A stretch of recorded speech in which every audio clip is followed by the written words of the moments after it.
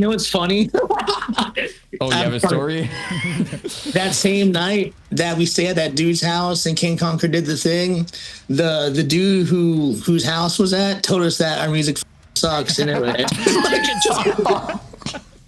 can stay here, but literally, it was like so rude. But I was like, all right. He's just like, you were barely invited. Just know that. Real quick before getting into today's episode, just wanted to shout out a few quick things. First of all, we have a Patreon. For as low as $1.50 a month, you can get early access to these episodes as well as your name in the credits. And with the $5 tier, you can gain access to member-only channels in our Discord server, as well as be a part of the group calls that Yan and I do every second Friday. Secondly, we have merch. 2 designs that we absolutely love. You can find those over at indiemerchstore.com. And last but not least, we do these podcast recordings live on Twitch. So if you want to be a part of the conversation, see these as they happen. We do those every single Wednesday at 7 p.m. EST. Yeah, that's it. Links to everything I just mentioned will be in the description, along with links to our Discord server and our other socials. That's it. That's all I got to plug. Enjoy the episode.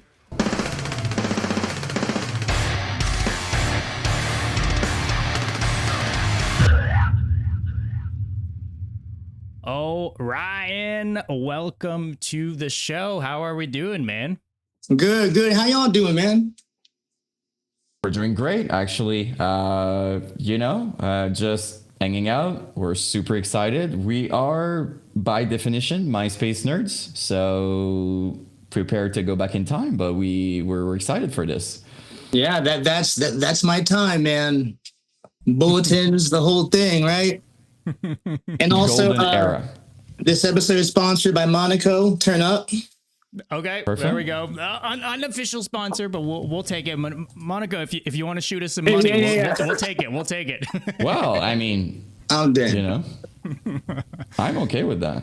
Hell yeah. Well, dude, yeah. Thank you for coming on to the show. I think there's a lot of interesting conversation to have with you. Obviously, you do go Oh, all the way back with the belt buckles and the seed hair and all that. So we'll be able to tap into some of that stuff. But also, I think your band has been in kind of one of those I guess particular positions, like kind of floating between deathcore and metalcore, and then just the concept of having clean singing and deathcore and stuff like that. So I think there's a lot of cool stuff that we can we'll be able to tap into. But let's I'd love to kind of start by going all the way back in time. Like, can you kind of talk to us about before in Dying Arms, even like maybe just you getting into metal, getting into heavy music? Like, what was that kind of path for you early on?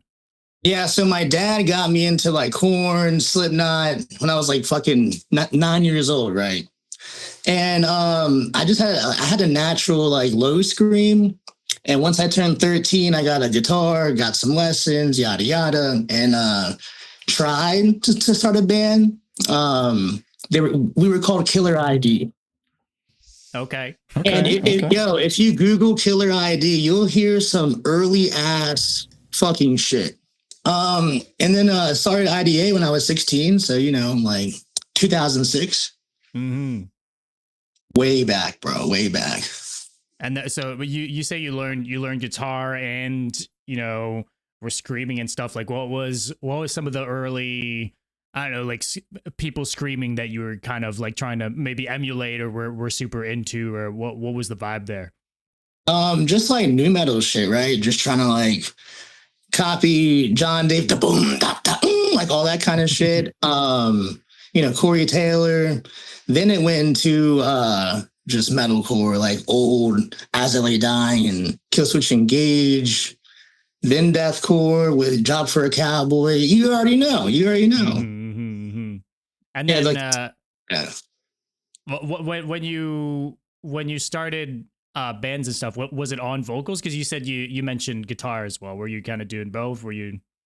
I mean, I always wanted to do vocals, but I played guitar first, so I always kind of had a hand in writing as well, but always vocals, always. Okay. So you would kind of.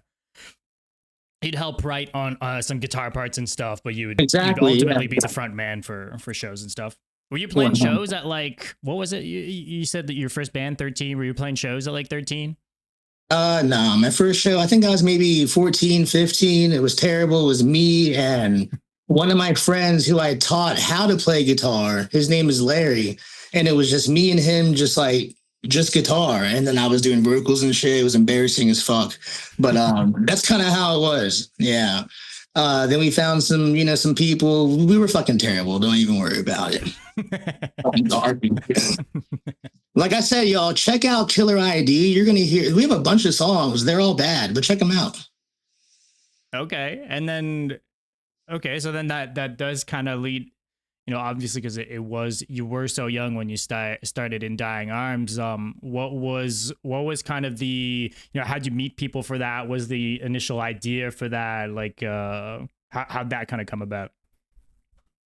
All right. So, after Killer ID broke up, I tried a couple things, and ultimately it was like some of the better members that I had from that band, and we just decided to do something new, and that's what became In Dying Arms. And I was in fucking high school, but we had like a little bit of an idea more of what the fuck we were doing, kind of. Like, for example, our first demo was our guitarist's friend's dad had like a studio in his attic, some like 50-year-old guy, and just like recorded classic shit. He had no idea what metal was. And it's our 2007 demo. It's out on Spotify, and that is also terrible. You can check it out though. humble beginnings, man.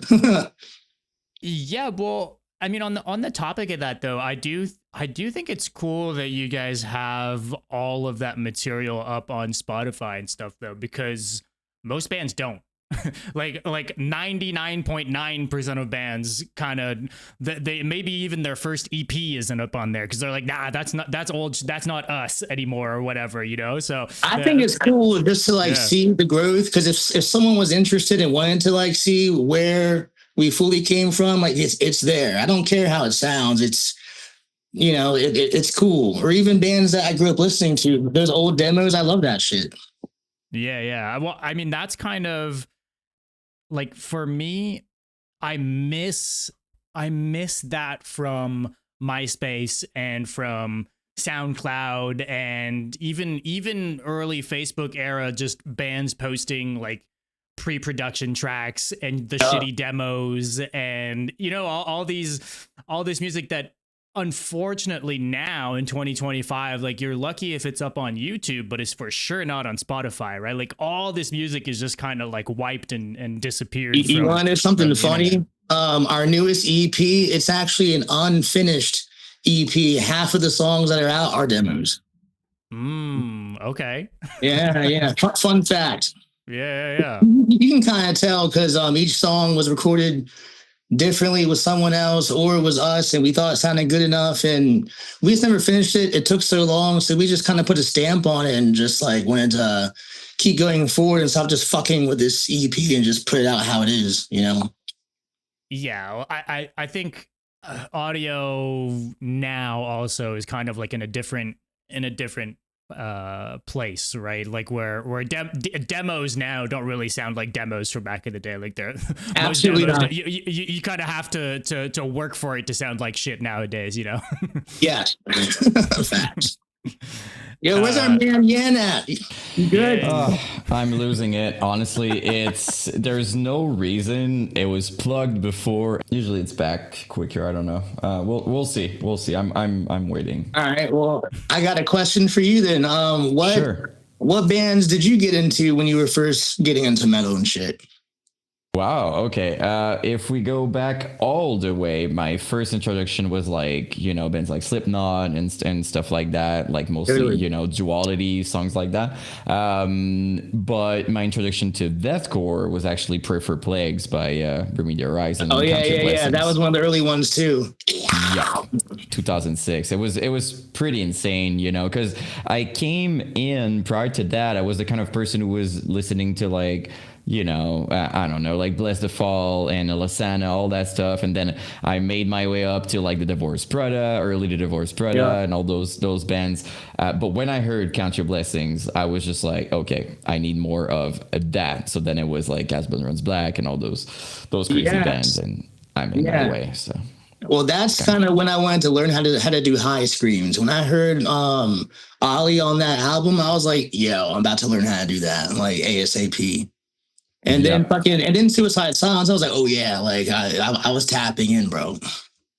Yeah, I mean, they were both like Mitch was like known and legendary for his high pitch, but I feel like Ollie too. Like honestly, like it's those vocals. He doesn't get enough credit for his highs from back in the day. Yeah, I know, because he stopped it too soon, man. But you know, he was like really like pushing his shit. Yeah, I think also he had a hard time performing them live, so unfortunately had a lot of bad performances trying to do those kind of vocals. So and plus doing it fucked up because the dude was fucked up back in the day. Like, I mean, I've done that too. Like, be fucked up and try to scream. No. Yeah, it must be a trip. But I fully remembered because he messed up his voice, right? Like around those days. So that's always unfortunate, right? Like you release an album and then people are all about it, and then your voice. It's just ironic because it's like his style of vocals from back then. You'd quantify them as like high pitched vocals that sound like they hurt. And I think they were hurting. Yeah, Yeah. I mean, they sounded sick. Yeah, fuck bitch. Like, you know what I'm talking about.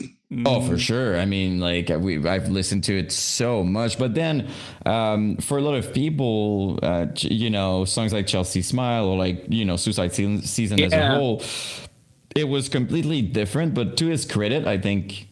It was a good. I think it was still like a good album for someone who kind of blew his voice and stuff. I think he did a great job. Yeah. But for people who were into like these super heavy, kind of wondering if they're gonna go heavier, the answer was pretty clear. It was like no, they're moving on. It ain't happening. No. Always been curious. I think it's the same for everybody, but like if he blew his voice, obviously the thing is, I don't even think it was an option. So that's my.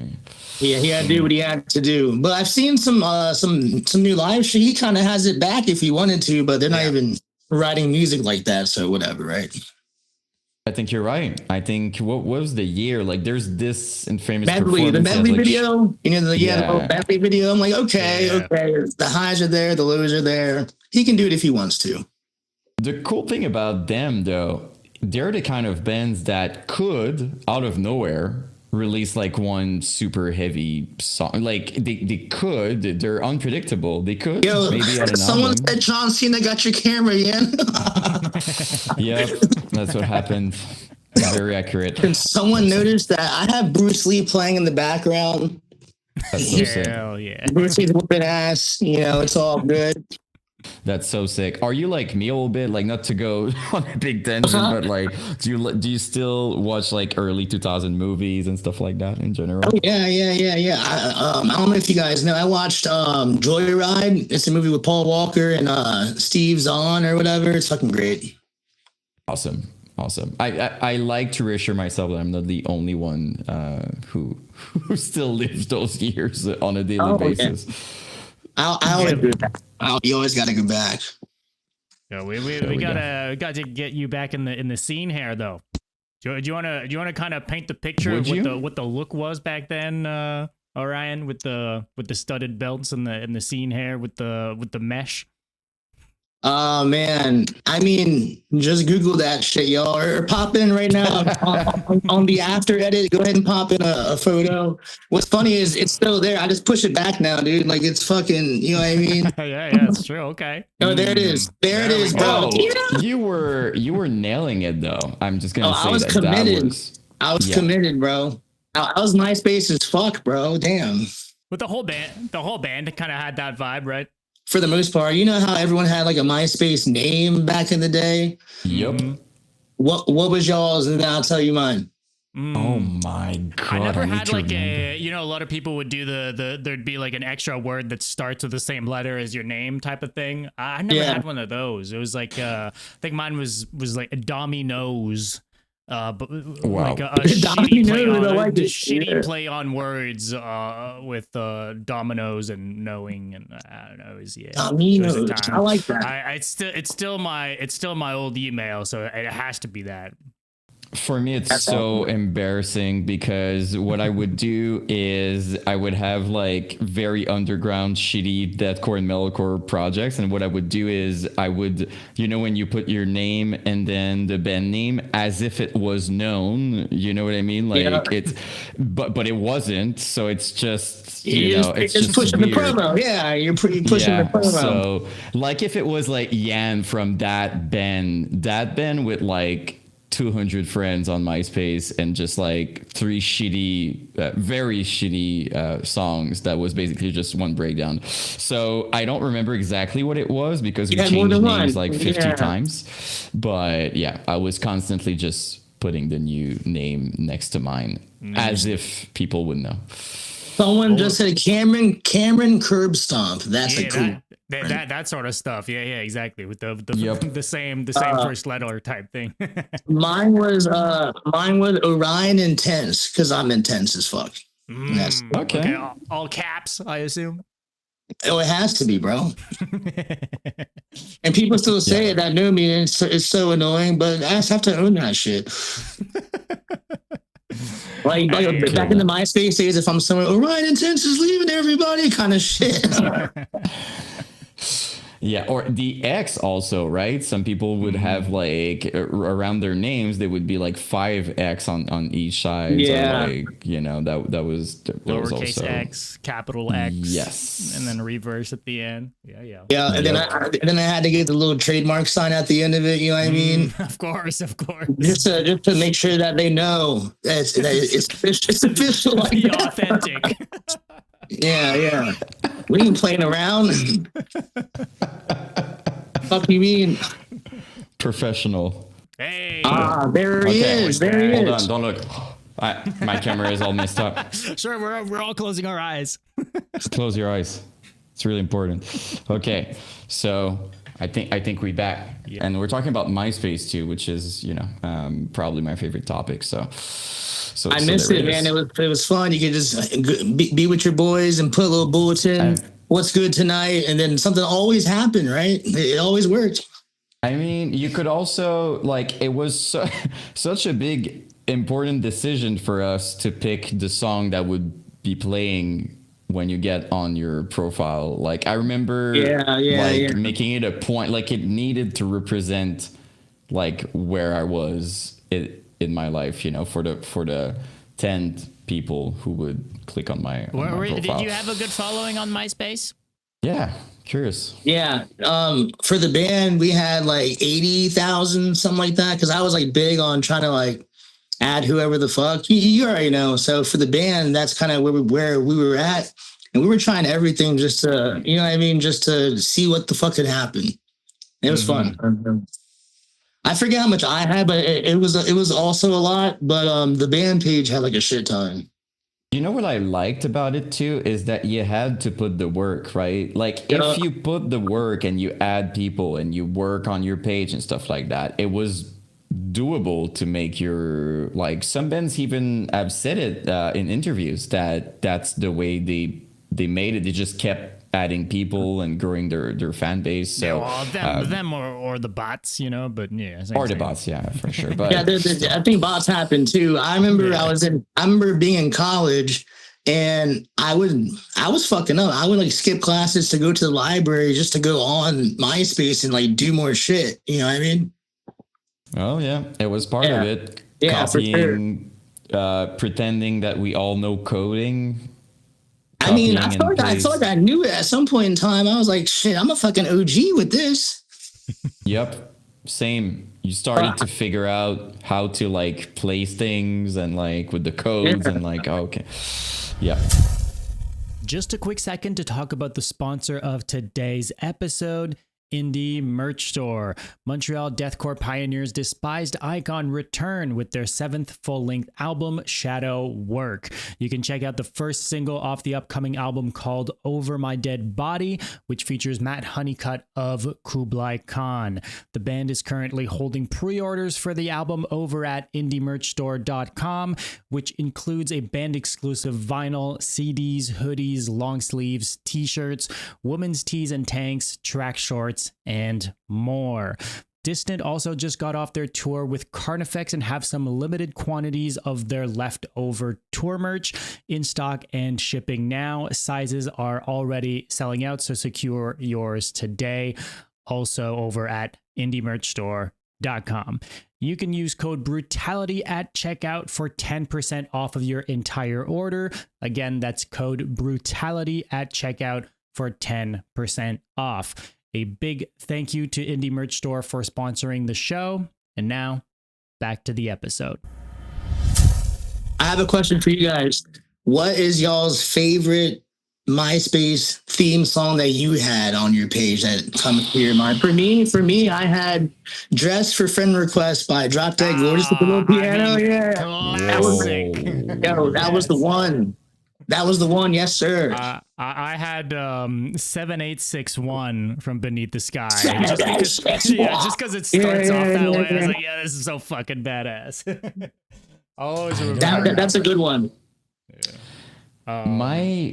I'm pretty sure for a very long time it was like We Are the End. I was really into. Oh, yo! Shout out to Brandon, my dude from We Are the End. I talked to him earlier. Let's go. There you go. Like I loved. My passion was to find underground stuff, and back then We Are the End was kind of popping up, but like obscure.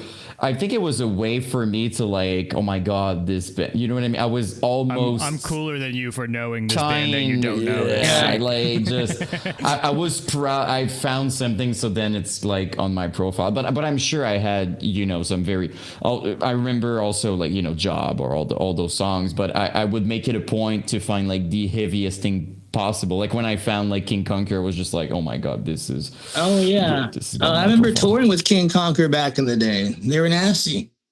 Mm-hmm. Very nasty. What was like kind of a lineup for that tour? Do you remember? It was the Devastation on the Nation tour 2012. Right. And it was King Conquer, The Devastated, which had ex-members from Impending Doom in it, us, and Last 10 Seconds to Life, and then a band called Deserters. They were on like part of the tour, but it was fun. With the cross in the name. Like that shit was fun. A lot of fun. Huge question. We're talking about tours. If you had to pick one and you're like, that's the tour, like you would go back in time to do a tour because of how sick it was. Do you have one in mind, or is that too difficult? Fuck. We done a bunch, like, especially back in the day, because definitely some of our really earlier ones, because we got picked up by Artery like super. I was like 20, 21, and we did the Volumes via CD release tour with Counterparts. That was like our second tour like ever, dude. That's a standout. Then Fit for a King and For All I Am. That was fun. I mean, we done a bunch. They're all fun as fuck. I really can't just pick one. No, it's really difficult, but sometimes it's blowing our mind, right? Because we talk about tours and it's like nowadays a tour like that would be like insane, crazy. Like we didn't know how legendary it was to have that many incredible bands on like one flyer. Like every time we talk about this, we're just like, what? Yeah, these tours don't exist anymore. Or just how some of these bands have blown the fuck up too. Yeah. Like you say like Fit for a King, like they're in such another league now. Yeah. Right? It's crazy to see the stuff they're doing now, right? Because back then, we were all small, just trying to do it. So we played with a bunch of bands that went somewhere crazy, but doing it and seeing them grow is fucking awesome. But just knowing where they came from too, it's like different. Like, we were fucking grinding, man, at some point in time. It was dope. Yep. Because touring is not, it's far from being easy, right? Like it's fun for sure, but like you see all these, it's cool to see like a band that you know that went through like the whole van thing, or maybe sometimes even like the car thing, and then you see them and they're quote unquote on top, and it's just like you know where they're coming from, you know, because they were your peers. So it's yeah, we went out one time and my guitarist is Scion, like an SUV, and like just hooked up a fucking U-Haul to it. And we're just sitting there and we would just try to get drunk just to sleep. We can't lay down. Like it was fucking we can't lay down. We can't sleep. Fuck it. And then you got bands making looking Dying Arms rolling up in a fucking Scion. I'm like, hey, we getting it in though, chill. Yeah. I was like way back. Making it happen, right? And meanwhile, you've got like kids thinking that you know you're billionaires because you're signed and yeah, it doesn't mean shit. It doesn't mean shit as far as the money goes. That's for sure. Mm-hmm. Yep, I've learned that really quick, you know. But back then, I'm telling you, in my book, you were signed. You live in a mansion. That my brain was just like, oh, they made it. They're signed, right? Like, and I would look at all these bands, and it wasn't the case for the most part. But yeah, but you know. It is what it is. Yeah, but you still needed that back then, right? Like try, you know, in freaking 2007, 8, not, you couldn't just buy you needed to get signed, basically. You had to. Yeah, it was way different back then. Because now you can be successful and just just like know what you're doing. Like there's so much knowledge out there now. Mainly from the people from that time that lived and learned. And now we're not even signed now. We're dropping music, and a lot of our newer shit's catching more streams than some of the old shit without a fucking label. Like what? Well, yeah. and I mean, as we get more into the digital kind of age too, I think the prominence of touring isn't necessarily as much what it used to be for some bands. You know, for some bands, like being on the road is just like what makes them their money. But we see so many bands now that don't tour or do very limited touring, but release music and are able to make a living off of it, which is kind of crazy. Yeah. I mean, that's kind of like the move, because I mean, a lot of bands, if they tour, it's going to be grinders. You're not going to get paid a lot of money. You might get disappointed and not pull a bunch, but people know you online. It doesn't translate sometimes. And it's cool if they space it out, because if you tour, because even some of the big bands do it too. Like they'll go out maybe 2 or 3 times a year, once a season, and boom it out. But back in the day, some bands were touring fucking way more than that for like, and just 9-10 months out of the year. But you're also not home during those times, right? Like life kind of passes you by and all this shit, right? So trying to hold down a job between all that as well. I don't know. There's just a lot of logistics around having to tour nonstop, right? Because I remember after we signed with Artery and dropped Boundaries, our 3rd full length, there was a year we did like 5 tours, and I just remember like how difficult it was to balance at home life just that year in particular. And then I was like, okay, we need to be smarter. You can't just do that forever, you know? Yeah. There was kind of some time between Boundaries and Original Sin. Was that part of that reasoning? Was that kind of because I guess to set the stage, like you guys have been putting out so much music up until that point. Like it was an album a year, and if it wasn't like a full length, there was an EP and extra singles. Like from the start of the band, you guys have been consistently putting out music, and then all of a sudden you had like this 4-year kind of gap between the two. I think it's because people got older, and at that point in time, because we were riding off of all the stuff that we did do, like all 3 full lengths for rock, and we had Boundaries came out in 2012, so 2013, like it was all picking up like crazy. We did some stuff in 2014, and then we decided to start writing for Original Sin late 2014. We recorded it in mid 2015. It was done being written, and the label wanted to put it out like way later because we switched labels. We were with Artery. Artery was going down, so we signed with Tragic Hero, and they wanted to push it back months till 2016 in April, but it was already done in 2015. So yeah, it's just kind of how that seemed to be. It is what it is. Kind of sat on music for almost like a year and a half type of thing. Yeah, because we started writing in 2014 for Original Sin. Yeah. Huh. It's kind of stupid. You're kind of stuck, right? Because it's, you know, it's done. You're waiting. So even if you write, you know, it won't. It's going to be even after. Later. Yeah. And so it's different because at the same time, when you're in the middle of switching a label as well, because we're writing an album with no label, like we asked to leave. Because I don't know if you guys remember around that time, that's the time when Artery started getting funny and then they just kind of stopped. I kind of saw it coming. So we bounced, not to mention we signed a 1 album deal and like a couple options, but it was cool. So we just kept writing in 2014 and then trying to find a label to back it up at the same time. Yeah, the timing was funny, you know, can't do shit about it. Yeah.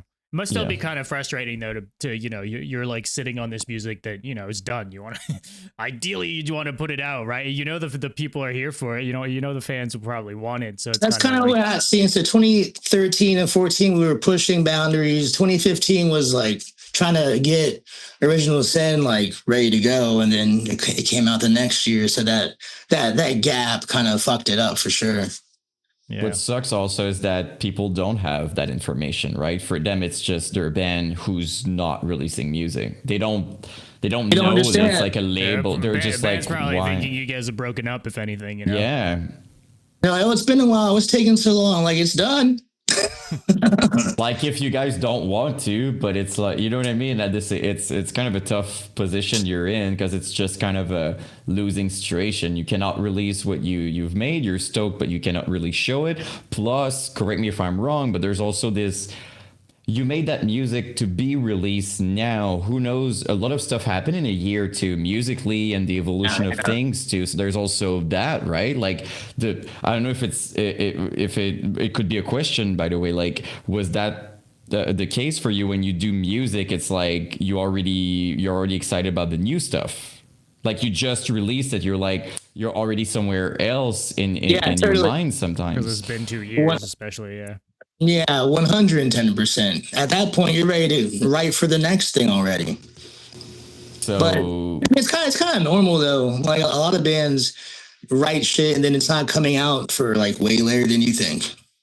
That's kind of like you should just kind of expect that.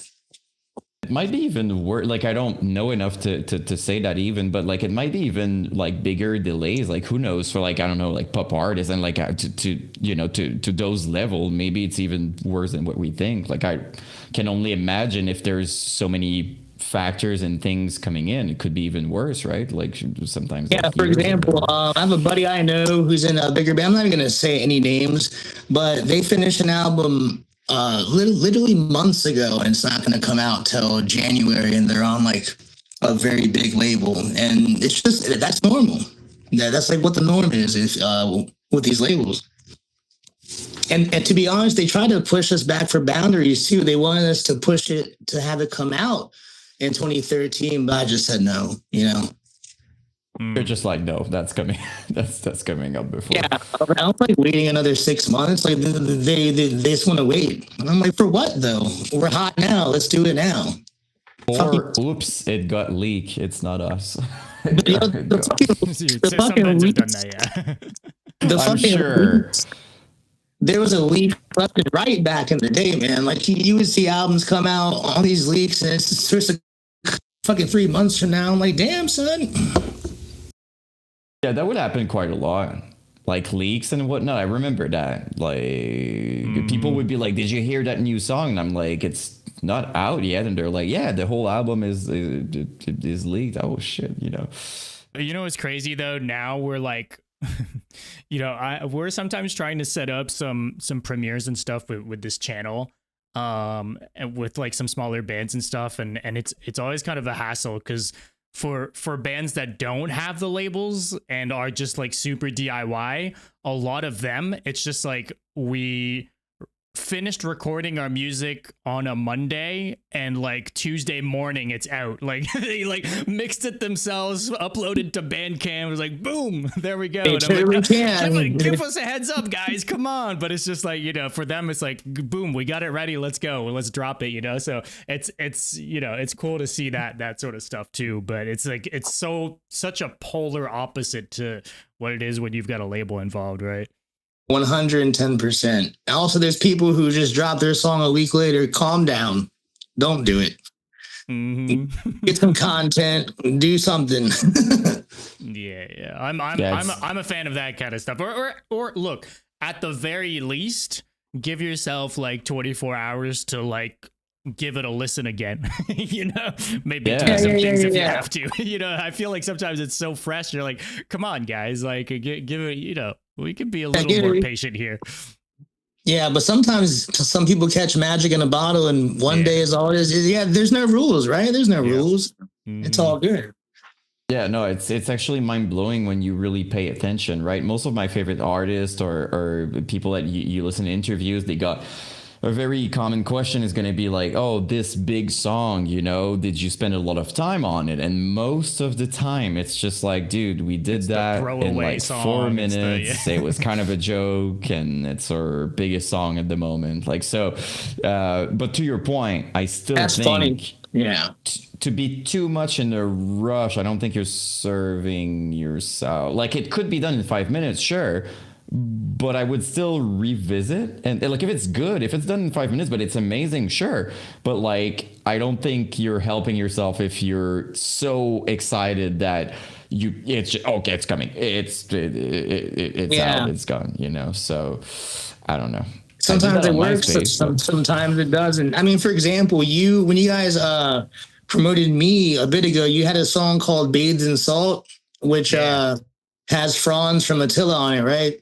Mm-hmm. So we flew out to Oregon to do it with Stephen Hawks at Chris Crummett's studio, and Franz. Well, our manager has come out there, and Franz was staying with our manager, so our manager made Franz hop on the album. We had one song with no lyrics, and the bath salts thing just happened. And everyone's talking about it. They were like, yo, let's just fucking make the song about this incident. And Franz with the Florida man to sing on it too. Let's go. Yeah. So we fucking wrote lyrics on the spot, with like on the spot, and Franz came through and fucking hit some weed and fucking did some shit on the spot too. He wrote something before he came, but it was super quick and that worked out. So, you know, it just depends. Sometimes the fucking lyrics are dumb though. We're talking about just like eating people's faces, but that's what the song's about. It's fine. Yeah, but again, you know, you take some, like, I don't know, just an example quick in my mind, like Limp Bizkit, right? Like one of the biggest bands ever. Like a song is called Break Stuff, and it's just one of those days, like, you know what I mean? Like, it's not, you know, like it doesn't have to be simple. Super fucking thought out. Yeah, it's not too serious. Yeah. In metal, we sometimes get caught up with that sort of thing. It's like, oh, it's got to be technical, or it's got to have this shine or this thing, you know. But you got to sound mature this time. Yeah. This is our mature album, sure. And that's the thing. Sometimes bands take it too much with the sound mature. We're playing music that's also supposed to be fun. There are some bands where it's just like they're taking themselves too seriously, so they got to find that balance. You know what I mean? Well, yeah, I was about to say, like, we're literally, you know, it's screaming. Like, I understand you can take it very seriously, but like, we're all kind of crazy just for listening to that in the first place. Crazy as fuck, man. Yeah. Like, you show that to most people and they're like, it's kind of a goofy concept to begin with, tapping on some drums at 230 BPM and having someone scream in the mic. So you can't be too serious with it, you know? Yeah. Talking about eating someone's face. Come on now. Yeah. Well, you said it though. Balance. I think that's the key. Like, if you're just joking around, you don't like. I don't think it's better, but kind of in the middle, right? Like having fun together and then write some fun stuff. So it doesn't have to be a poem every time. Is the bottom line. And that balance, kids. Don't forget. Someone said acoustic deathcore sounds so bad. I would have to agree. More cowbell. I would have to agree. I'm trying to imagine if it would be an actual thing. Remember back then, like metalcore bands sometimes would do acoustic, which makes sense, right? But imagine a deathcore, like a deathcore goes band. Acoustic. Yeah, let's go. Deathcore goes folk. Yeah, let's do it. Hell yeah. Like, you got me thinking. All right. Can you imagine the percussion guy, but like with the little ring with the bells, but he goes like way too fast, like just to try to match the tone. Someone says, pretty sure To The Grave did it. They might have. I have to look into that. I haven't heard of this, but hey, I gotta check that out. Acoustic metal is just surf rock. I mean, yeah, I guess. Well, you know, it's if we think about something, someone could do it. It's how it works. Like if we were talking about it would be probably possible and someone could do it. Or absolutely has been done. Yeah. Absolutely. Yeah, I'm looking for something in my mind, but what about like I'm curious from your point of view, kind of the balance, you know, speaking of balance, you know, metalcore and deathcore within the band. You know, there's been different kind of phases throughout the band's career in terms of where that line is for both of them. So how do you have you kind of navigated that throughout the years? Has it been kind of a conscious thing, or it's just you guys are kind of doing whatever you guys feel like doing in the moment? Is it just because of different members? Like what's been the kind of consensus there? Yeah, well, we already know, because we're kind of known for being like the deathcore band that does more cleans than most other deathcore bands, right?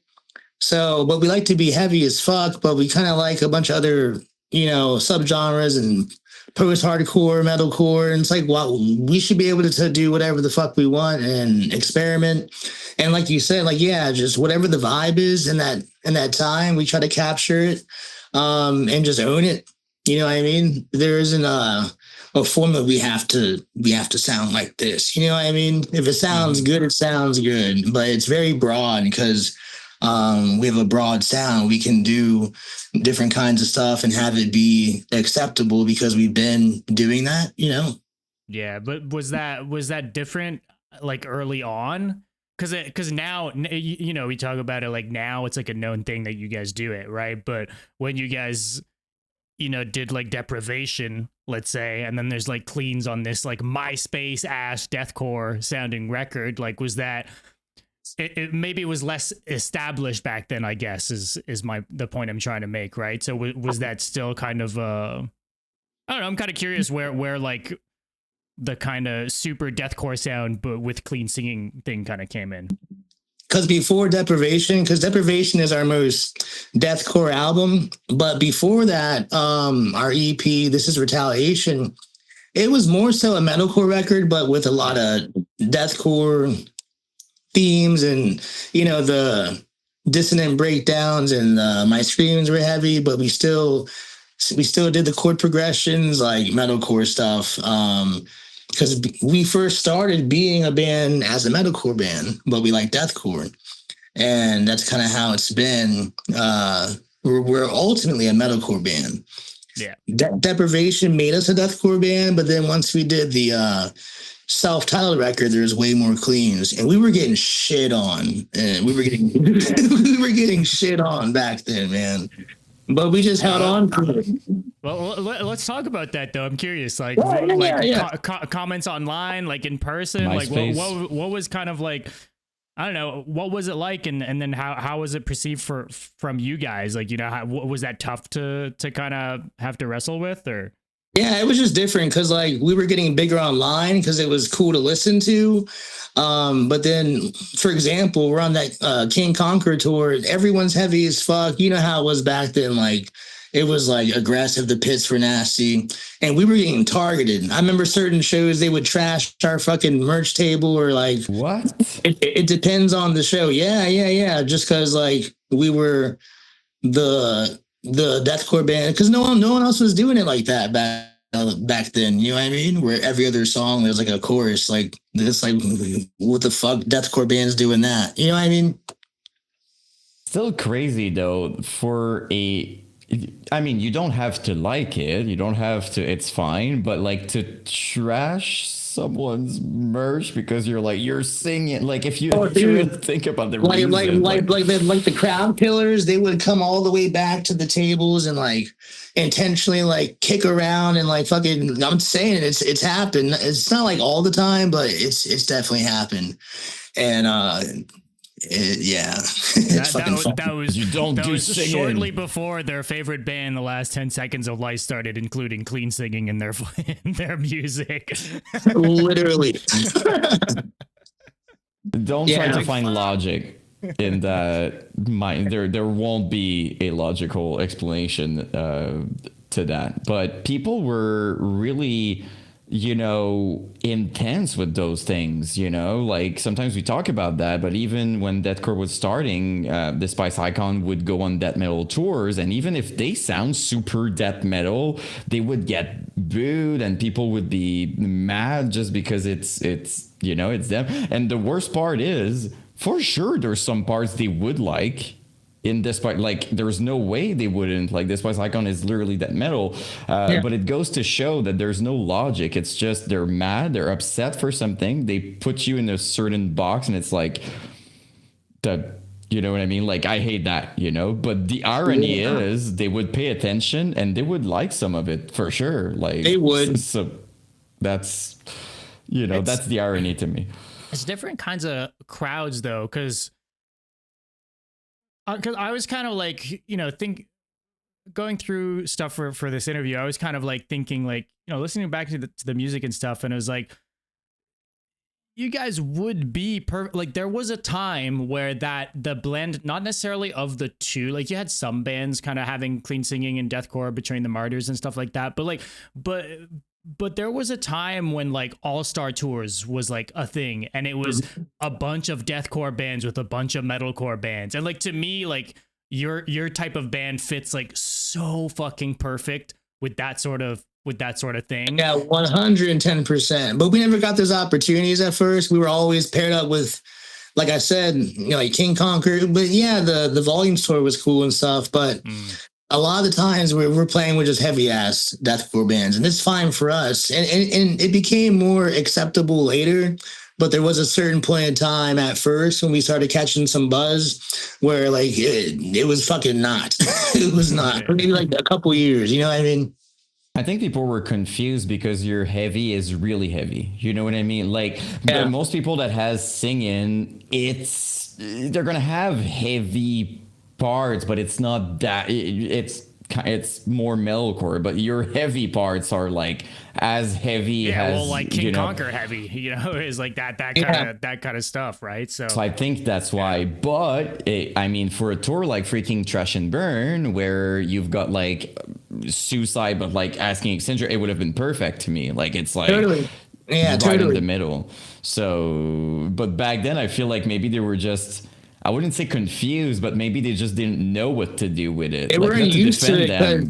I feel like now it would be okay, but at that point in time, it was still kind of like the scene was kind of catching on to it anyway, and now bands do it all the time. It was just we were a little bit before, you know what I mean? We were just a little bit before. Did you have some sort of, because over time, like you said, people would start doing it. So were you guys kind of, so now it's okay type thing? Like when you started seeing bands doing it, were you just kind of, okay? I was like, okay. And a lot of bands would hit me up that are bigger than my band, like saying how like a lot of bands owe it to you guys for paving the way with that clean singing and shit. Cause we like did so much of it to where it was like normal for us to do. And other bands are like scared to do it. You know what I mean? So you took the beating so that they could do it. Like you walked so they could run. There you go. Yeah. That's what you did. Yeah. I'm still running. Let's go. No, but you've seen you've seen the comments and people in general. You guys are seen as like OG. Like I would classify you as like, sometimes we have these conversations in the podcast, but like more of a, there's a respect, right? Like kind of a cult following, people who were there since the beginning and they paved the way. Like are you guys aware that you're seen like that online? I'm guessing you are. Yeah, totally. Right? Cause like, totally. Cause we've been doing it for next year is year 20 of being a band. You know what I mean? And then it's like 15 years of deprivation in like in a couple like weeks. Crazy. And crazy, dude. And now we're popping on lists like top 100 deathcore bands of all. We're like super low, like 82, but like we are getting the respect. And I see it. I see it. It's cool. Like it's dope. I have no complaints. No, because I love asking that, because like with perspective it's a bit different, but like you tell all those stories that back then sometimes, you know, there confrontation and it's hard to see, and you're touring and it's not necessarily easy and stuff, you know, all those things together. So it must feel cool sometimes to see that like all of this meant so much to a lot of people in a way. So that's or how we said before, back when we were kids and what we wanted to do. So the kid me would be stoked at what I was able to do. So that's why I fucking keep going. I'd be like, yo, I'm what? You know what I mean? So like, I'm very grateful. Speaking of which, can you, because I'm sure there's a lot of those moments, but do you remember a time that maybe you met an artist that you never thought you would meet, or like that kind of a full circle thing of just like, we're touring with these people, something like that? Do you have like a specific example? I mean, I guess when I was like super young and we did like a run with Attila, like that was cool. But I'd view it differently now. But I was like 21 years old, kind of shit. And to be honest, more so now, because the band broke up in 2017. Then we came back in 2020, and our first show back was the gathering of the Juggalos, right? And they had us playing main stage at the 10:05 slot, co-headlining, and we fucking like destroyed the fucking show, got the encore. There's a video online, and that was the craziest thing to me. I was like, damn, like there's a shit ton of people there. Probably our biggest show. So that's what showed me, like all that time away, like there's a demand for the band I never even thought that we would have like right now. You know what I mean? Difficult to feel as you're in it, right? As opposed to right now with like perspective. When you were putting the work, you almost feel like you're in your little bubble probably, and you don't, you know, like you're on grind time. Yeah, you're just like trying to make it happen. But then when you take a break and then time goes on, and then all these kids are discovering older stuff from the whole scene, then your band's growing without you even knowing it. Just right, well, I mean, because there's a library, right? So anyone who's, I think especially like right in recent years, there's been a lot of people looking up like kind of earlier waves of deathcore and metalcore and stuff. There's a bunch of new kids in the scene that are looking that stuff up. That's like something that gets brought up a lot on this show, right? And it's just it's because your guys' libraries already exist. Well, it's there to consume, right? So it has the potential for new fans, even if you're not releasing music. You guys still are, but like even if you weren't, right, there'd still be like new fans kind of like popping up, which is kind of crazy to think about, you know, like you said, like 20 years later, right? Yeah, it is. And the fact that we're still making music and we're in a spot, because like it'd be easy for us to not be doing shit, and it's like, okay, like people know who the band is, but still doing it and still putting out current shit and having that still work out and still get noticed for old shit. It's very different in a very cool way, because it's like, damn, like that's nuts to me. You know what I mean? That's crazy. Yeah, you see these, like it's always mind blowing, you know, like a new generation of kids. I have an example of that on TikTok, rediscovering stuff that we grew up with, type thing, like All American Rejects. Like to them, it's like new. It was like 2005 at MTV or something, and it was like just part of. And now they're discovering. They're like, oh my god, it's so cool. Or even like classic rock to them is just like that. For us was already like a while back. Now it's coming back, and those artists are like, oh wow, people actually care. So I love that part, like you said, that kids can just stumble across something, and next thing you know, it's it's back. Well, you So got that's parents showing their kids some stuff too, right? There's for sure Absolutely. that sort of thing too, yeah. Which is kind of crazy to say out loud, and I feel old now, but that is what it is. That is That what it shows, is. dude. It's, you know, listen to that. It was called King Conquer. You know, it's part of. It's Digital transmitted disease coming up. You know what I'm saying? yeah. In the car on the ride to go to Disneyland type thing. Like, that was King Conquer. Tell me the stories of the mosh pit in 2005. Like, okay, son, sit down. I have a King Back's Conquer still story. hurting. I have a King Conquer story. Oh, Shoot, let's we're go. here for it. It was after a show. I have stories for days, bro. Like fucking, because after a show and the whole package, like, yo, there's just like, we were in a college town, and you know, everyone was fucked up on all types of shit. King Conquer was fucking wildin'. So we're at this house that some fans letting whoever the fuck stay there from the tour package. Next door was like a fucking abandoned just house, just like abandoned house. So before I don't know why we went there, but before that happened, there was like a couple college parties. Like it's like a, you know, the frat, and we're fucking infiltrating that place. Like we're in there, we're in there just like partying with people.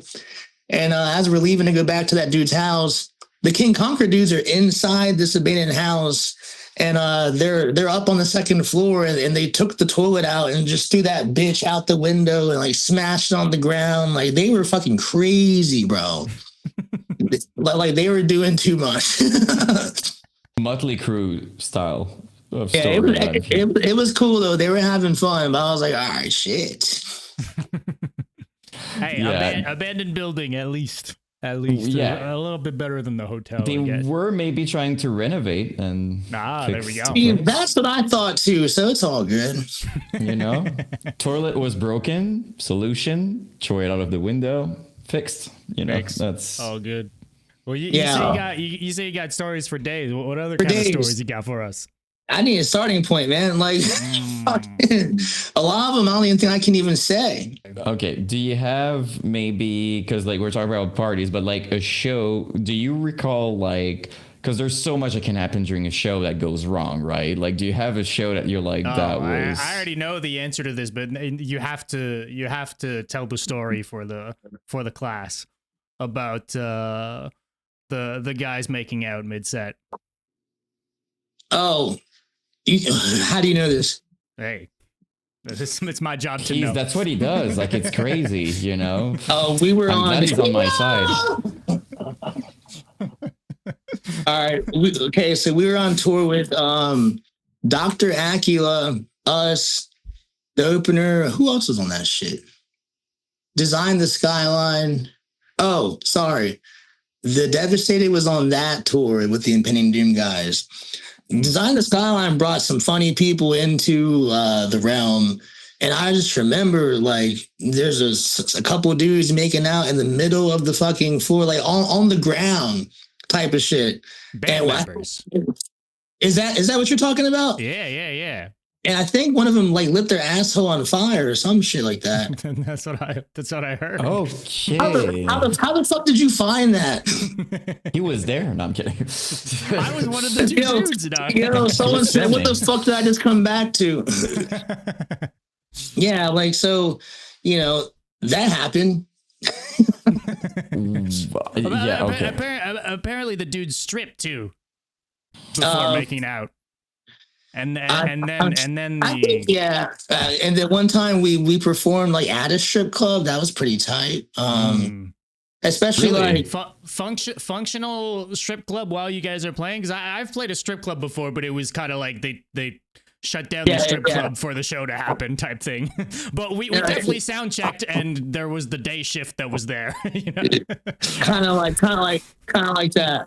You got my brain going because I think that stripper show happened. We brought out Sirens and Sailors, if you remember them. Yeah. And a couple other bands. Because this was after Boundaries came out. We like headlined everything. And that was like a thing for us because we weren't a headline band. But after Boundaries came out, like everyone wanted us to headline everything. And that's a thing for some bands where they hit a cap where it's like, you're here, Yeah. you're here, now we're here, but we want to go here. We couldn't, we were just headlining on these like mid-tier tours we wanted to push up. But if we're headlining everything, there's no one, you know, There's no what I'm fans. saying? Yeah. It was cool though, but and that's when we took a break and tried to do Original Sin to Right. So like that time was definitely like off. Original Sin was fun though. That was fun to make. I think it's important to mention that the scene at that moment was kind of in a weird place though. Like let's be honest. Yeah, like like 2016, yeah. I mean, you know, because we had, you mentioned Volume earlier, right? And I feel like Volumes were like one of the precursor for the new kind of metalcore and what would the sound that would become. Yeah. I'm always going to remember when the song Wormhole like dropped, it was kind of, you know, everybody wanted like an 8-string and like it was the whole beginning of that. That's true. That's really happened. And it was Gen City, son. And but 2016, it was kind of a weird, just like in between, because like for a while it was Bands volume just style. trucking on at that point. It was kind of but you guys remember the shift when Sempiternal dropped, and then it was this like all the metalcore band kind of shifted and trying to. So it's always the wave. Yeah. 2016 was dumb because it was down tempo was like the thing back then, and that shit came. And when there were cool bands like Black Tongue and whatnot, but that was like there was always like there's always a thing. There was always like a thing. But I think after COVID hit, to be honest with y'all, Barrier Sworn In, that was kind of like a wave for a minute too. Yeah, Sworn In was the. I remember. I feel like after COVID hit, there was no thing anymore. After 2020, like everyone sounds good and everyone is so different. Everything is hitting. There's like now we're in a time where what is the fucking thing? There is and everything comes back, right? That's the weird part. Like at the same time, I mean, like we've seen like this huge resurgence of even I never thought I would say that, but like emo music or like, you know, even pop punk, I would say, because I love pop punk. Like I grew up with Blink. I keep saying that it's my favorite band and stuff like that. What's your favorite Blink song? Let's go. Boom. Like, you know, it might be disappointing. It's always been like, it's a classic, but like What's My Age Again, every time it comes on, like it was my song since forever. Yeah. If I have to pick an album though, I grew up with Take Off Your Pants and Jacket, and that entire my vibe. Album is just, you know, I grew up with a cassette. Like I was 9 years old. I had the CD for that though. Okay. So that's awesome. It's, you know, and it's always been Blink, but even in pop punk, you see all these things, right? The bands are playing their old songs, and now new kids are discovering the old songs. Like not even, so they want, even the new kid, like even the younger kids wants the old songs back. So I think we've seen like a resurgence everywhere. Deathcore, metalcore, like nostalgic shit, man. Yeah.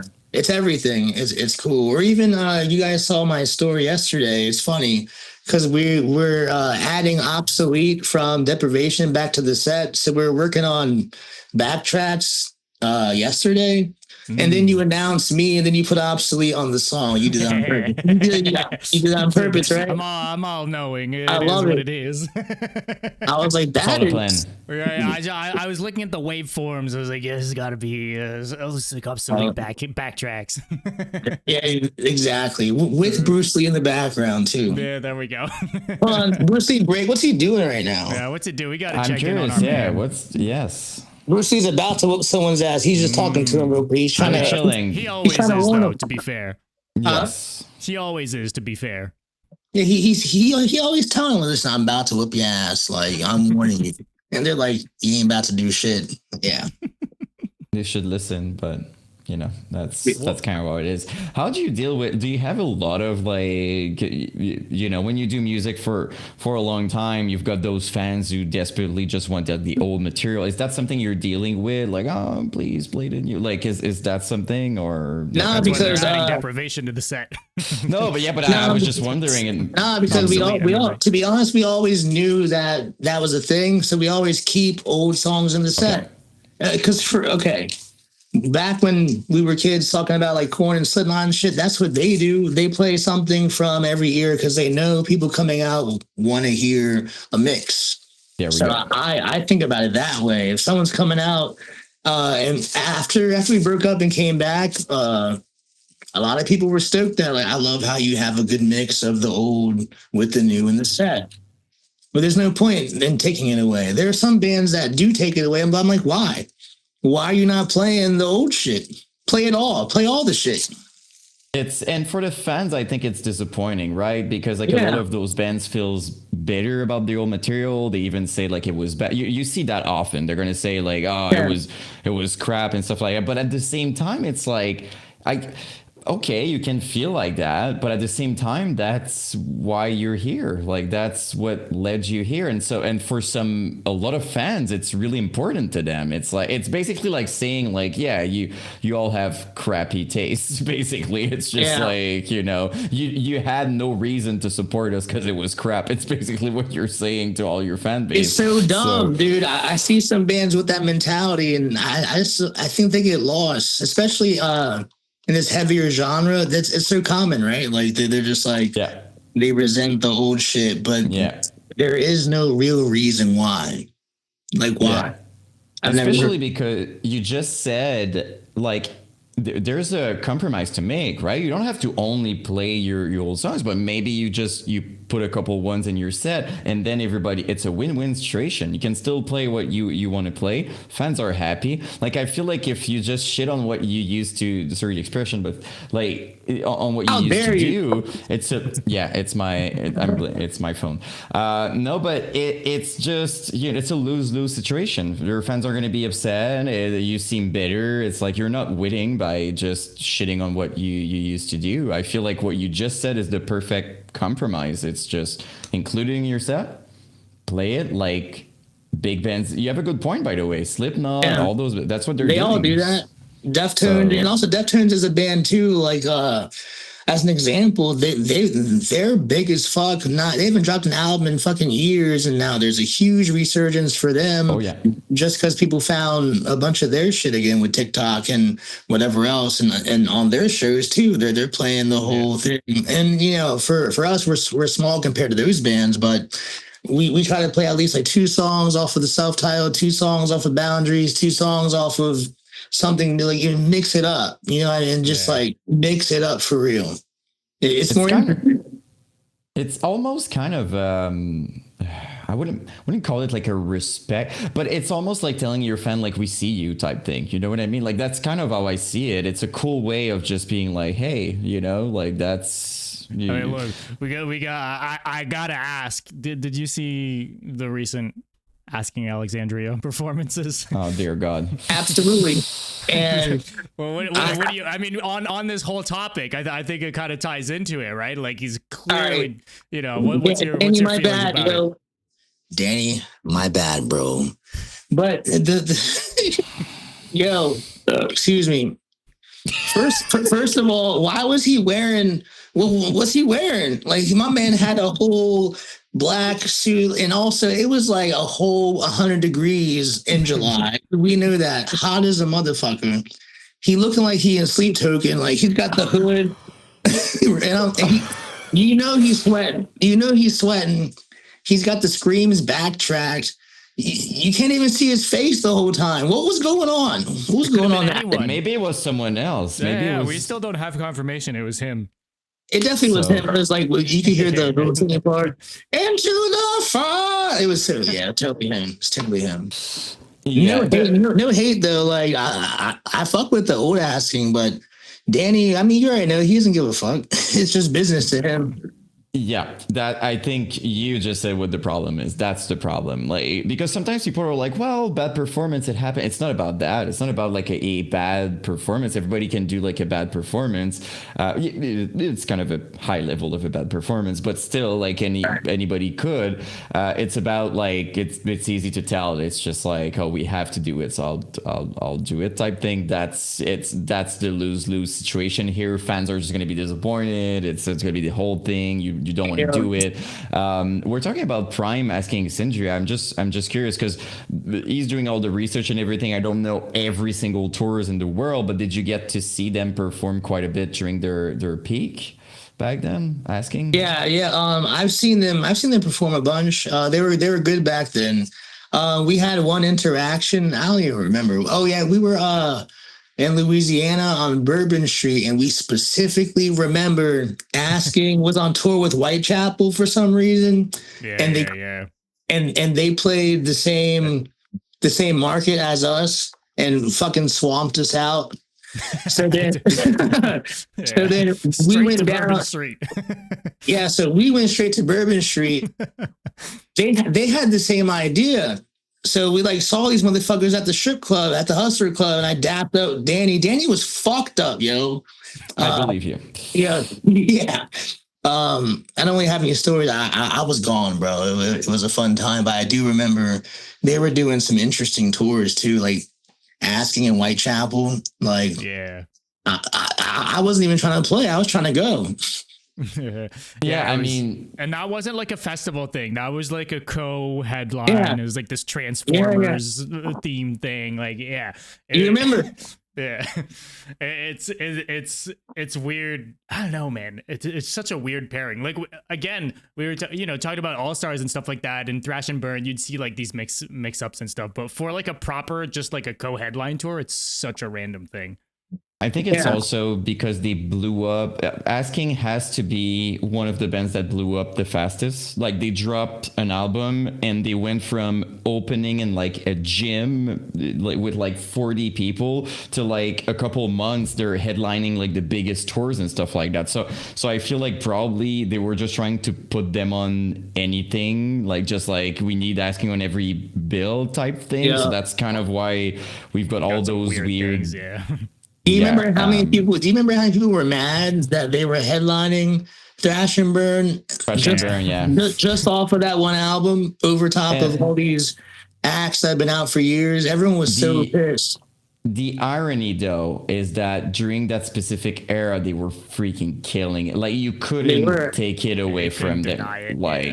They were just, and people were going crazy live. It was it's the only time we had that Danny, you know what I mean? Like, it was just what is happening, like the performance, he was stomping on the, like, just going like freaking insane. And so I feel like people were upset because I remember that people being like, what the hell? Even at first, me being surprised. I loved Asking, but I was like, what? They're headlining on top of. But it's a lot to do with the style of band more than anything else, I think, too, right? Like, obviously there was the rise and everything, but it's kind of the same thing with like the recent Summer Slaughter lineups. Like, it's just like a weird thing to have like the Thrash and Burn headliner be like a synthy metalcore band. Like, it just kind of pairs weird with what the brand had been known to be, right? But let's be honest, right? You've got, like, we go back in time. During that era, it was like Suicide Silence, Mitch, all those crazy bands that were I'm gonna call them like serious deathcore bands, like really like everybody was out. And then you've got like a crabcore band, like, with all due respect, like I love that Alexandria, but like a crabcore band going on stage moving like like crabs with V-necks, like, for sure people like, no, but like, if with perspective, I can see people being like, what is happening? Like, what are you doing to me type thing, right? Like, most metalheads were probably like what is happening? Dip out early, if anything, right? Like, it's probably better that way than if they were smack in the middle of the lineup for people who don't want to see it. For sure. But then they still kept everyone there. They still killed it, yo. They were on their way. That's for sure. Because I don't know what's going on now. But fuck.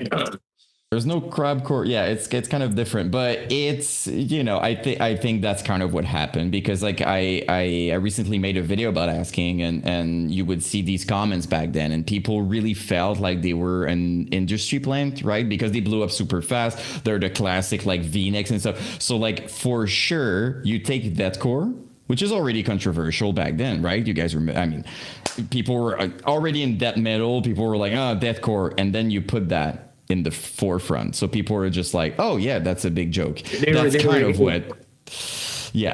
of what happened. For what it's worth, I thought it was a sick tour. Like, as someone who liked both, I was just like, that's super sick. But I'm guessing not everybody felt that way. It was one for the scene kids for sure.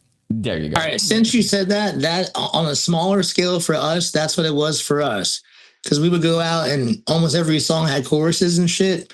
And that's how we were treated on the smaller scale when we would go out with these heavy bands, but we're doing, the whole like a little bit more of a metalcore vibe to it. That was how we were treated back then on the smaller scale. So I can totally relate. I can say, because that's the weirdest thing, right? And I want to know if you felt like that.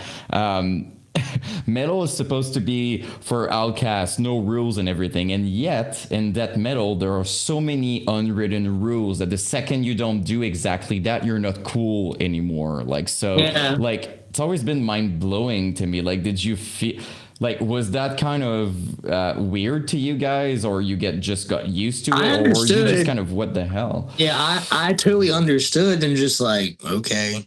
It didn't really bother me that much because I was more focused on if our music's being heard, because that's the point of doing it. I want the music to be heard, and we were getting bigger as a band, no matter what show that we're on today on this tour. You know what I mean? So... Yeah. And we still had fans there too, but if we dealt with some bullshit, I mean, there's positive and negative with everything. It's totally fine. Because it doesn't matter at the end, right? Like, it's easy to say, but it still doesn't really matter. All the bands that were being trashy, I remember people just laughing at me because I loved Emmure, right? Like, Emmure was like this super I did Emmure all day today. I jammed Emmure. Okay, so what's a favorite Emmure record? Goodbye to the Gallows is number one. The Look at Yourself album is easy number two, and then Speaker of the Dead, like those three albums those are standouts for sure. I like all of them. The Respect issue's great. I like all of them. Yeah. Emmure. Okay, and now you said the records. If you did that to me with Blink, so I have to do it. If you had to pick one song from Emmure. Shit. Mm-hmm. Okay, if I had to pick one song that always hits, 10 Signs You Should Leave. Yes, sir. I mean, that's mine. Let's go. That's a safe choice. Yeah. Oh, yeah. Anytime it comes on, who the fuck's going to skip that? I mean, still good. Still as good. Still incredible. And for what it's worth, Emmure, a lot of their stuff really, and people might be surprised, but like, to me, it aged really. I'm still listening to it now, and I'm like, it's good. All the bands are fucking writing that shit now with bands like Alpha Wolf and stuff like that. They've been trying to, right? You should hear some of our new shit that we're gonna drop. Emmure as fuck. Okay. And I like that. It was really cool getting Frankie on our last EP. That's true. Yeah, so that was cool for me because I love him. How'd that come about? Yeah, I'm curious too. Oh, I just hit him up because like he like knows who we are. Like he was cool with some of my old members. I'm sure you know we had like some black guys back in the day, and they're big into games, and Frankie is too. So we came out to see them, and they're just like playing like they're fucking handheld, like they're playing Smash with Frankie. I'm just there commentating. He's like the commentator here, but he's cool. So I hit him up to hop on this track. Literally, this is what I'm talking about. He did this track in 2019 before we even came back in 2020. We had his vocals. He wanted some money. I talked him down. And then the song didn't even come out until 2023. But like it was pretty simple. I just like hit him up. By the way, underrated vocal, like you hear all people like, oh, this vocalist is really good. I don't hear that much, but he's actually an actual really good vocal. Like Frankie is an amazing vocalist. He's a monster. So and he's very versatile too, and he sounds like himself. No one sounds like him. That's the main thing for me. He's got his own. Yeah, he does. So, yeah, good on Frankie, man. I think Frankie, everyone knows it, but they don't say it because he's controversial. But everyone knows that he's like, and he's in the GOAT conversation as far as like what he does. Yeah. No, yeah, because I remember, like as I said, because that was the point I was about to make, is that because you said like we didn't really pay attention to that. We did music for the people who wanted to hear it. Like my point was that back in the days, everybody would shit on Emmure. Now they're looked at as like legends for a lot of people. And they're sick, and like we like them. I know it turned out a bit different for other bands, but if you go back, you mentioned Attila. Back during those days with Rage, it was huge, dude. Like it was. I fully remember how big they were. So like, yes, they got hate, but they were freaking. The hate comes. The hate comes when you're killing it. Yeah. The hate comes when you're killing it. Look at Lorna Shore now. People are hating on them now, but they're huge. Like it comes. It comes with it even. I mean, like go back. Like we're gonna go even to a higher scale. I remember back to Linkin Park. Like I know they're seen as legend with Chester and everything. Back then, people would hate because they're big and like, oh, you know, like they have a fucking rap rock thing. What is that? You know, they would like shit on it. So the second you get all of attention, you know, it's overrated. So being in a band that's going somewhere and then there's hate, see it as a good thing.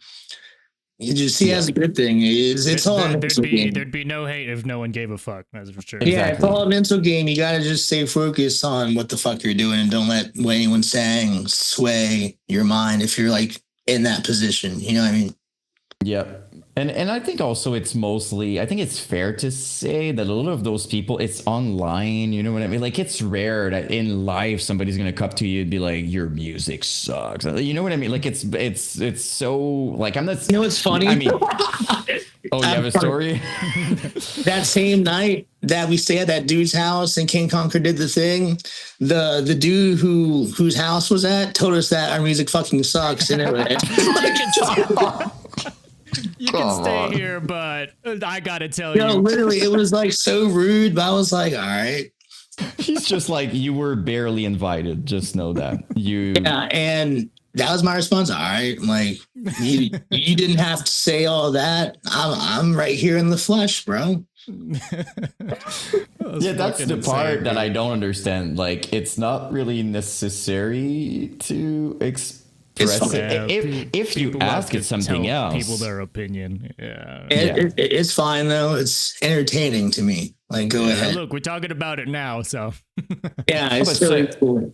Some people are like that. I've met people that are just not aware. They're looking at me. We're talking super relaxed, and they're just like, "Oh yeah, I don't like tattoo. I think it looks dumb." And I'm like, all right, cool. That's great. You know what I mean? Like, what do you mean? What am I supposed to say? So where do we go from here? Where do we go? So, cool.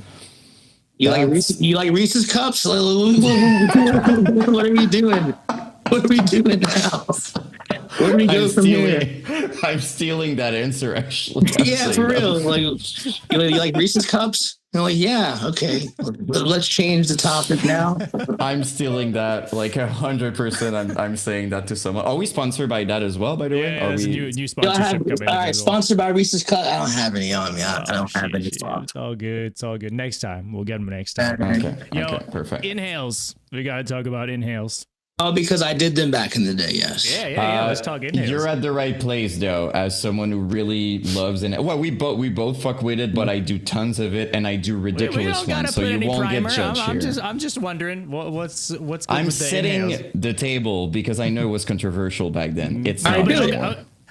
Okay, so you did inhales, you stopped doing inhales. I guess I'm just wanting to pick your brain on that. Oh, me? Yeah. Mainly because I was thinking about my voice. Because I didn't do it all the time, but on some of our demos in 2008 and our EP in 2009, I was doing a bunch of exhales, but there'd be parts where the inhales would sound cool, and you can tell when they happen. It wasn't like throughout the whole thing, but people were hating on inhales in general. And then just getting into the science of it, I just like felt like it was unnecessary because longevity. I wanted to be able to take care of my voice and do my shit for a long time, which I have. So I just stopped. And when Devastation, there's not a single inhale on there. I just never did it again. I like how it sounds, but it's true. I don't want to fuck my voice up, you know? Did you have struggles with the inhales? Like, would they hurt? Was that like a thing for you? It just depended, especially live, because back then, there's some places where the PA, like, you don't have your own monitor. You know what I'm saying? It's just like everything is out. Everything is going out, and I'm pushing too hard, inhaling too hard, or whatever the case may be. And I fucked my voice up in 2008. Specifically, I was fucked up for like 2 weeks, and I gave myself like strep. I had a fucking had a fever from it. Like I made myself sick because I couldn't hear myself, and I don't know. You know what I'm saying? I was just like, yo, I don't have to. No, but you have a point though, because like that's the thing with it. If you push inhales really hard, it's gonna be bad. It's not a technique you want to like, but nothing. You don't want to push anything too much. But I mean, it's such a weird technique that I can see how if you force them, it's probably like real freaking bad. So I can see that. Yeah. Especially, and you can't, especially at the small level when you're playing these random ass places, man. They're not even random ass places. So the promoter has like a $75 fucking setup. Like, they don't care about you, man. Yeah, it's also because. And it wasn't a big deal for you guys because it's not like it was the entire sound of what you were doing. Exactly. Right? You had a couple of parts. So it's like... Yeah, it was negligible, if anything. Like, you really... It wasn't a big deal. It wasn't a big deal. But did people hate on you guys for that, though? For inhales? Because that's kind of crazy, if so. No, not really. It was very small. I mean, a couple comments, but we weren't really hated too heavily for that because we didn't do it that much. But I think people were hitting on inhales in general. So, you know, when it happened, it's like, oh, you're doing inhales. Because you have to know. Yeah. I'm like, I am. So what? Yeah, because you kind of, it's kind of a specific thing to... You can tell. I don't know. To me, it's like you can tell if you do inhales. If you do inhales, you know what it sounds like and you know what the difference is. But I think for most people, they wouldn't really. Yeah, really wouldn't really catch on, right? Like, especially to the extent that you guys were doing it. Like it was just like a low. It's just these little sticklers trying to just pick on something like for sure. But. It's also because like the main argument usually is you're doing inhales because you cannot do excels, but then in the same songs you're doing excels. So like they don't even have that argument. Like by doing inhales, sometimes you're basically just proving that it's a choice and you want to do that. So they don't have the argument because that's usually how it goes. Like if you're only doing inhales in their minds, it's like you're not able to do excel. So that's why you do it. Exactly. But it's this weird thing because weirdly in deathcore, metalcore, whatever, inhales are kind of controversial even still now. But in slam and death metal and all those worlds, it's super... They don't care. Normal. Yeah, they don't. It's just part of it. Waking the Cadaver is like one of my favorite things. He's been doing inhales since forever and no one cares. Snuff on Side, if I'm correct. Am I crazy? He's doing nobody cares. I don't think anyone cares now as much either. I think people now don't care as much for a lot of the things or the cleansing thing. It's so much more common now. Like everything is a little more acceptable. Yeah. Now. More open and just. Yeah, I've been like 15, 20 years ago for sure. I mean, back then you would. We sound fucking old. We sound old. We are. We say that all the time, dude. Yo, how old are you guys? I'm 33. 35. So. Yeah. Oh, I'm 35 as well. Yes, sir. I just turned 35 like 2 weeks ago on the 26th. Happy birthday. I appreciate that. Damn. No, but you know when you feel old is when you talk with someone and they don't get references that you assume they would. Like you're going to talk about a movie or something that in your mind everybody knows and they're like, what's that? And you're like, oh no, that's that happens from time to time. Yeah, that happens from time to time. But in all reality, I don't even feel that old, to be honest. Like, it's cool. We're just getting started, man. I mean, objectively though, I think later on we'd feel stupid to feel old at 30 something. Like we would probably be like, I was stupid to think I was old. But when we were kids, we thought 35 was old as for fuck. sure. So, 35. Oh, shit, your life's over. Parent. Your life is done. Yeah. He's an adult, you know, like, oh, he's half his life's past. Like you would see someone, oh, it's like, oh, Mr., you know, when people call me Mr., I'm like, oh no, that's look, we both, well, I mean, we all don't, you don't have kids, right? No. No, so we don't have kids, but like my parents at my age, I was 15. I mean, it was just fucking crazy. It's crazy, yeah. I think the parenthood thing is too, it like ages you because we don't have kids. Yeah. Like I don't feel 35 sleep. At all. Yeah, it does just as sleep. Irresponsible as when I was at 25. There's a comment that says I love lamp. What does that mean? But anyway, it's my favorite comment though. If it's really what I think it means, just like you like a lamp, that's great actually. No, but like the kids thing, it's just when you talk, like if I don't talk about it, I don't feel it, but as soon as I'm in a conversation with someone and they're like, oh, you know, with kids and everything, and they're younger than me, and I'm like, well, I don't actually, I can't relate. Yeah, I don't know any of this. Like I'm playing Tony Hawk Underground tonight, so that's my life. Right. But it's as you said, I think it aged you. Yeah, curious. Yeah. I mean, more so like I'm a big like RPG guy, like Final Fantasy kind of shit. I love it. Yeah. What's a favorite RPG? Legend of Dragoon is up there. From 2000 on the PS1. Okay. Of course, you know, Final Fantasy 7 and 8 and 9 and 10.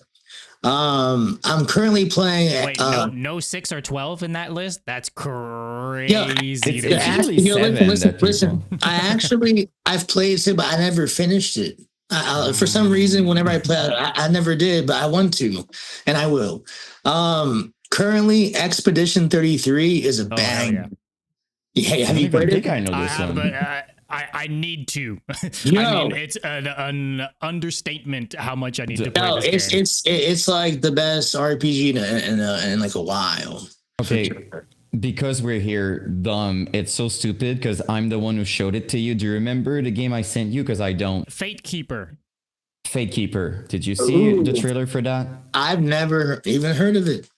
Yeah, Dom just send it up. Yeah. No, oh, you're gonna pull it up. Let's go. We're going to be sponsored by that as well. Yeah, sponsored by Fate Keeper. Also, shout out Chrono Trigger. Hey, shout out. There we go. Okay, it looks so sick. I mean, man, I'm gonna full screen this. Yo, that shit looks nuts, dude. Yeah. It looks insane. When I saw that, you're fucking slaying fucking everything. What the gore? Oh man, the it's weapons. Got kind of like Doom vibes of gore, but with like a Skyrim kind of. Yes, yeah, that's awesome. I mean, who wouldn't like a mix of Doom and Skyrim? Fate Keeper is this thing. That's cool. Yeah. Well, you guys sponsoring Brutality Podcast. You guys need to play Expedition 33 ASAP. Yeah, I got it. I didn't even see that. He hates the. You know anything about it? Combat stuff, but. Do you know anything about it? I don't. I'm not as he's saying. I'm not the biggest, turn-based. Yeah. The story is so nuts. You're in a world where it's like very post-apocalyptic, and you start the game and something's happening, and they're having this like ceremony, and you're on the edge of a continent, and you don't know what's going on, but in a distance on the next continent, you can see it. There's like a otherworldly thing with a number on it, and it says 34. And then all of a sudden you're at this ceremony and you have your woman's there and everyone's sad. That shit turns to 33. Everyone at the age 34 disintegrates right before your eyes. And this main character's woman disintegrates. And you realize it started from 100, and for hella years, anyone that age, it's like population control. You know what I'm saying? Oh, Yo, the game's nuts. So the expedition is trying to go over to this continent and try to extinguish whatever that is, and no one's been able to do it for all these expeditions. They've been trying like every year to stop it. And I'm like, that's a crazy story. sick concept though. It's a sick That concept. premise is fucking awesome. Play the game. It's not. No, I think you have a good point though. Like I'm saying, I'm not the biggest fan of like turn-based, but like with these games, the story matters a lot though. It's and very the setting. involved for a turn-based game though. It's got all the like a parry and dodge system, kind of like a reflex thing to dodge attacks and stuff, even though it's a turn-based thing. Like you're interactive the whole time. You could probably not get hit the entire fight. Yeah, you could be technically super under-leveled, but dodge everything and eventually win the fight.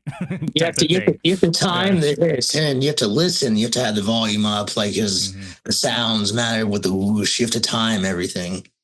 It's pretty cool. Okay. No, those are good. It's been on my list. I need to give it a shot. You really fucking should, dude. And those are good choices, you know, like every single time I hear RPG, you know, like Final Fantasy VII is in the conversation. It's like, it's just, yeah. Have you guys played the remake? Nah. Nope.